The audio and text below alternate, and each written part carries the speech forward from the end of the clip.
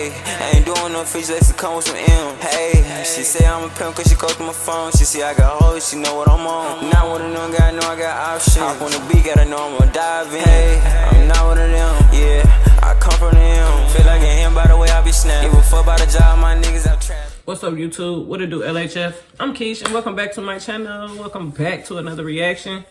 Look, I got this true crime right here. This lady up in New York, she thought she was the motherfucking surgeon of the year and fucked some motherfuckers up. Like, I'm talking about, it say she was doing silicone, at-home silicone injection. Like, man, if you don't got no facility and shit, why the fuck? If you ain't in no place a medical, why is you doing this? Like, and if she ain't in the right spot, she probably had some shit that made her seem like it, true enough. But like, if she ain't in no actual facility doing that shit, like, I'm not fucking with it. Why would you even trust it? But we got a story about it today, and we finna see what happens. So before we get into this video, make sure you like, comment, subscribe, and turn your post notifications on so you know every time that I'm posting. Not one time, 2 times, but every time. Now come on, let's go ahead and get into the video, see what it's talking about, because I just gotta know. First at 5, a botched surgery with deadly consequences. Tonight, the woman who posed as a doctor learns her fate. I'm Gil Avalos. I'm Adam Cooperstein. It was a plastic surgery meant to improve someone's look and their life. Instead, it cost a woman her life. And prosecutors say Waleska Castillo pretended to be a surgeon and performed illegal butt injections in the Bronx. One of her patients ended up dying, and tonight Castillo came face to face with the victim's family in court as she was sentenced to prison. News 4's Miles Miller is live in the concourse section of the Bronx with the emotional moments in court. Miles?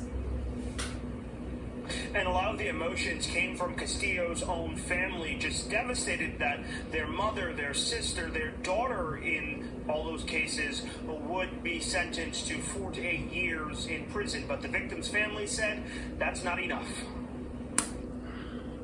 A miscarriage of justice, that's how the family of the woman who died from an illegal butt injection described the 4 to 8 year sentence imposed by the court. 4 years is not enough. I think that today was a great injustice to my family, to my sister.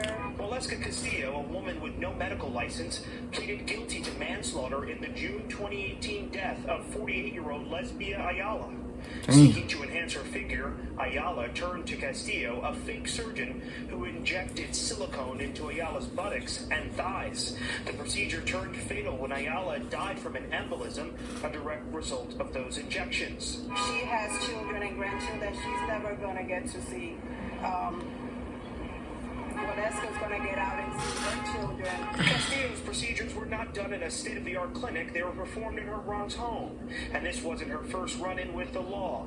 Back in 2018, Castillo was sentenced to a year in federal prison and fined $100,000 for running an illegal cosmetic clinic. The courtroom was heavy with emotions on both sides, with Castillo telling the court, ever since this happened, I've been regretting it so much. The judge considered various factors in determining the sentence, ultimately imposing a prison sentence with post-release supervision and emphasizing her need to reflect on her actions and their impact. Damn. One of the victims in this case survived these injections, and she actually said in a statement to the court that she has proof from friends that Castillo has continued to do the silicone injections. That won't be happening for at least 4 to 8 years. Much more on that when I see you again at 6 o'clock tonight. That's the very latest live here in the Bronx. I'm Miles Miller. I'll send it back to you. Miles, thank you. Damn, like, the lady, like 4 to 8 years. I don't know who's to say that's whatever, that's enough or not. But they do gotta take into some consideration that this lady went to her house. Like, for every action is a reaction. So this lady went to her house. Ain't nobody forced you to come. You walked your ass there, you got that shit done. Now, your circumstances just so happen to be much more unfortunate than any other person that she did it to. That's how I'm looking at that shit. Now the family, you know, when you start grieving and you lose somebody, you be blaming everybody, everything for everything. But like, they need to take it to some consideration that the lady went there.